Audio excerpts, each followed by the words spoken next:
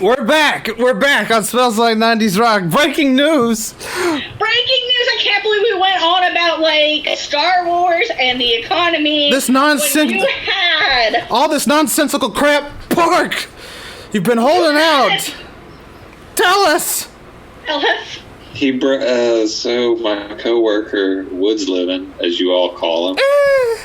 He's a human being. He doesn't call him that. Right before we came back on air, he said, I know how Woods Livin broke his elbow. Exactly. So, his name is Woods Livin. Quit trying to equivocate and act like you're better than us. Don't try to better yourself in front of us. What the hell?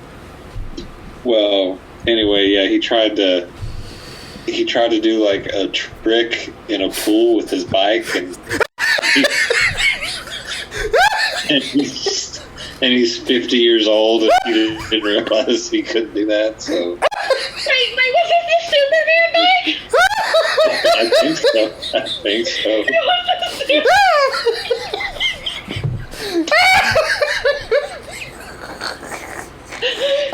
No! Wait, what was the trick? I don't know. How many tricks can you do? Well, it was like at the skate park, the little ramp cut, but it's kind of shaped like the side of a pool. Wait. That's how he described it, like a pool. But I mean, it's kind of like, you know. It was at a skate park. And he was using his toddler bike. Yeah. Was it Superman? Which is not a BMX bike. I'm assuming. Oh, because God. very few children have BMX bikes. Yeah, exactly. And hey, he's toughing it out, too. He's having to, kind of keep it, chest high and at an angle while he works. Did he go to a doctor? Yeah, he doesn't have health insurance. Oh, so that's just going to set right on its own. Well, yeah, but when you break something, you got to make an attempt to go to somewhere to fix things. That's my thought process, anyway. Your bones, don't just go back into where they're supposed to be when you break them. Well, I think he wraps it, too. It doesn't matter. That's not how this works. That's not how this works. Well, when he thought he broke his ribs, he's like, "Oh, I'm not going to the doctor. I'm just going to drink alcohol to kill the pain." Okay, so here's the thing with ribs, though. There isn't anything they can do. Exactly. When you break your elbow, if it's not set properly, however you're keeping it is how it's going to basically set. Yeah. And so he's going to lose mobility in his arm. I.e., he's being a moron. Tell him to go to the doctor. I know this because when I was right before I started my 5th grade year, I broke both bones in my arm, and I had broken them so bad that I had to have the cast up over here so that it would be set properly, and they had to pop my bones back in place. Well, yeah, I had bone almost pushing through my skin. It didn't break the skin, but it got close. And I couldn't ride my bike for 2 months. How'd you break your... What did you break? You broke your arm? Yes. What'd you do? So, in Germany, there were these, death swings. That's the only way I can describe them. Because the swings were held up by really large, wooden structures. And then the swing itself looked kind of like a flat plunger in it. And where the handle is for the plunger was where the rope was. And the rope was, bouncy. Yeah. And so, on both sides of the swing, there were tire steps that went up, tire filled with dirt steps that went up.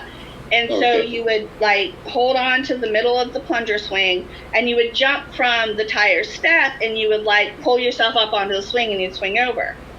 Well, there were only 2 swings in the park, but all of us wanted to, so a lot of times we shared swings. So you would catch on when somebody else would come to your side, you'd catch on, you jump on their lap.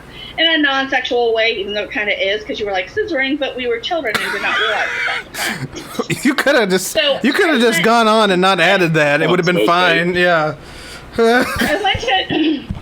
I went to jump on with who I thought was friend, who was mad at me because I didn't buy her an ice cream like 2 days before, but I didn't have money to buy her an ice cream. And so when I went to go jump on with her, I was 3 tires up now, mind you, 3 tires up. And my brother had fallen earlier, like a week and a half before, from the very top of the tire swing and had sprained his wrist. So I was 3 tires up, and the top is like 20 tires up. And so my friend and me, like, pushes off on the bottom right when I go to grab and jump. So I miss the swing, and I fall down the 3 tires and, like, jack up my arm. And so, like you can see, well, the skin was being pushed by the bone, but, like, I thought I was okay. And so my brother Patrick came over, and he's like, what happened? Oh, my God. He's like, we should go home. And he starts crying. And I'm like, what are you talking about? It's like, it's probably just a sprain. Like, come on, we should. You had playing. A bone almost sticking out. Yeah, it's probably just a sprain. I had myself convinced this. And so we get home, and I show, Patrick, like, runs ahead of me and is, like, crying. He's like, Mom, Sheila's arms hurt. And, because my brother was always, like, really, really sensitive to, like, making sure I was okay.